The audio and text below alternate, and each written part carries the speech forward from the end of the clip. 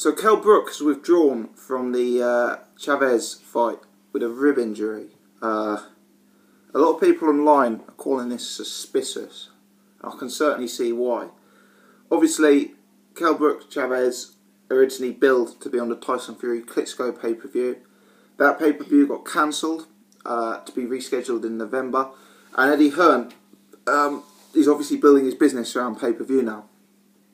Now, the reason for the suspicion is, obviously, Kell Brook and Chaves both demand big purses. Those purses would have probably meant that a show on October the 24th that wasn't pay-per-view, just on Sky Regular, would have possibly made a loss for Matchroom. It's also cost them the financial gain of what would have been a big pay-per-view night. Now, obviously, you've got Tyson Fury versus Klitschko late November. That's going to be pay-per-view. And to be honest, we can't complain with that being pay-per-view. That is a definite pay-per-view occasion.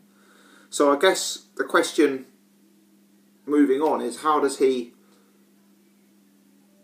get that Kell Brook revenue back without making a loss? And for me, the business answer would be to reposition that card, Brook Chaves, as the co-main event for Anthony Joshua versus Dillian Whyte.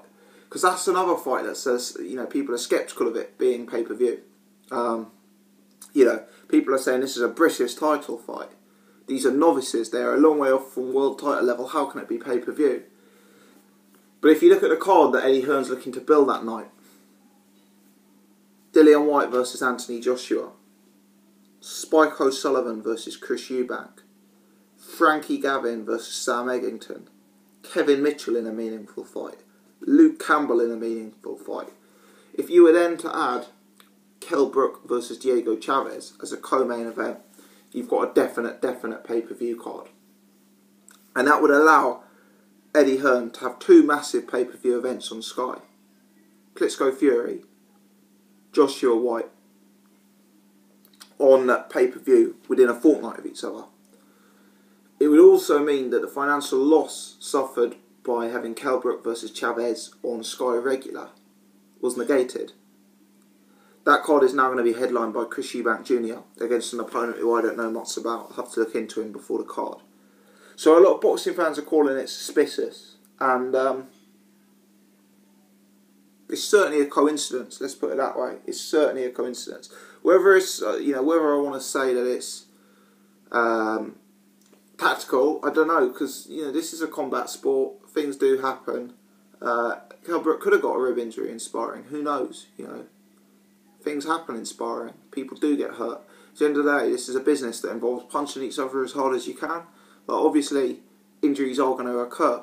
Just look at the rugby that's on at present. Look how many injuries there are in that. That's a physical sport. But boxing is to the next level, because you're actually trying to injure your opponent. The aim is to render them unconscious or to break a bone with your shot. So, yeah, it doesn't surprise me that he is injured. I guess you could say that if he is injured, it's certainly convenient timing, and it's probably not the biggest drama. We'll have to see. I mean, a rib injury doesn't sound like it's it doesn't. It's not like he's broken his arm or something like that.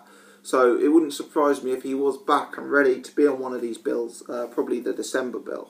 But we shall see. We shall see. I also noticed that Spike O'Sullivan tweeted that he signed a contract for the Eubank Jr. fight, so that looks like it's on duty, on call for the December card, and there's going to be some big nights of boxing between now and the end of the year.